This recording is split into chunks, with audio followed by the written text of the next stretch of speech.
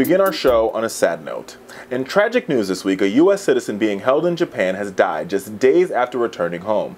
22-year-old Otto Warmbier was arrested by the North Korean government after allegedly stealing propaganda posters from his hotel during his stay to the country in 2016. The former University of Virginia student was arrested and sentenced to 15 years of hard labor. After nearly 18 months in North Korea, the U.S. made diplomatic efforts for Warmbier's release. According to doctors, he returned home from his time in the North Korea penal system with a coma and severe brain damage, and no prospect of improvement. Warmbier died this Monday, surrounded by his families and his friends. And this show was dedicated to him. Here's the truth, America. There is no quick fix solution to North Korea, but there must be a solution. Here is what we know. Kim Jong-un is on the verge of developing a nuclear weapon. Now, there is a silver lining in this gray cloud, and that silver lining is that over the past 3 decades, North Koreans have never been able to launch a missile past the Sea of Japan. That doesn't mean we as Americans and the global world shouldn't be concerned about North Korea. But the linchpin to maintaining or destroying this North Korean dictatorship is one country. The Democratic Republic of China. Because China is North Korea's #1 trading partner, they are one of the few individuals that can truly put some hurt on North Korea that will allow them to change their behavior. Over and over again, we've seen U.S. presidents try to solve this North Korea problem to no avail. In 1993, President Clinton, during the Sunshine Policy, gave North Korea 2 light water reactors and barrels of oil, thinking that he could calm down Kim Jong-un's father, Kim Jong-il, from getting a weapon, and that didn't curtail them. Did it stop them? Absolutely, but it did not curtail them. President Obama tried some other diplomatic measures, and that didn't work. And so now President Trump is relying on China. Now, this is actually an area where me and the president agree.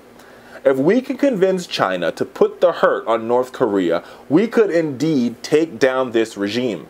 We don't need war. We don't need warships in the Sea of Japan or the Yellow Sea. We don't need more American troops. We can beat North Korea on simple economics. If China would stop trading with North Korea, trust me, the government there would change. But it's going to be upon President Trump and his foreign policy team to push the Chinese closer to resolving the eyesore that has become North Korea. Now, America, I know that sounds very complicated. And I know to some of you say that's not possible.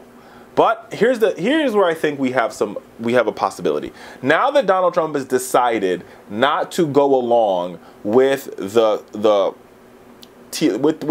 TTIP.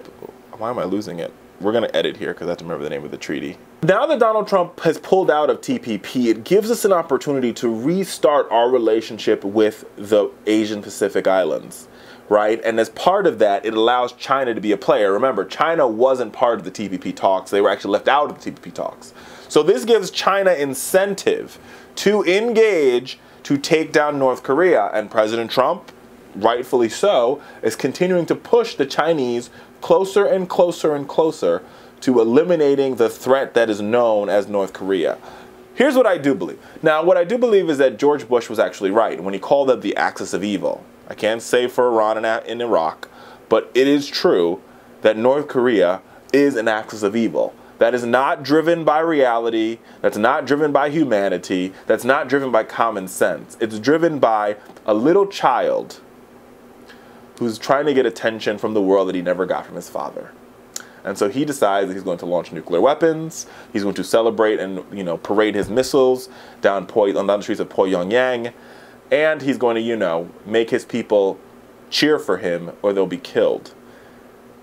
This is a serious problem, America, and we've got to solve it, because if we don't, North Korea could destabilize the whole world. It's pretty simple if you think about it. If they can develop a weapon, which is the hard part, I guess it's a hard simplicity, Fowler Nation, right? If they can develop a weapon that can make it past the Sea of Japan and to Tokyo or Osaka, we'd be in trouble. Because a nuclear weapon hitting the nation of Japan would instantaneously spark a global, full-scale nuclear war. because of the relationship we have with Japan, we would strike back immediately to North Korea. Upon our striking back, trust me, the Russians would strike us. And then you would have a nuclear catastrophe of epic proportion. We've got to prevent that. And the best way to do it is to slow down the money that's going to the North Koreans. It's not going to be U.S. sanctions. That's not going to fix anything. It's going to have to be sanctions from the Chinese, their #1 trading partner. And maybe, if President Trump has some real balls, he'll put sanctions on companies that trade, the companies that have accounts in U.S. banks that trade with the North Koreans. We'll still have to see what happens here, but either way, what happened to Mr. Warmbier should not happen to another American ever again. Period.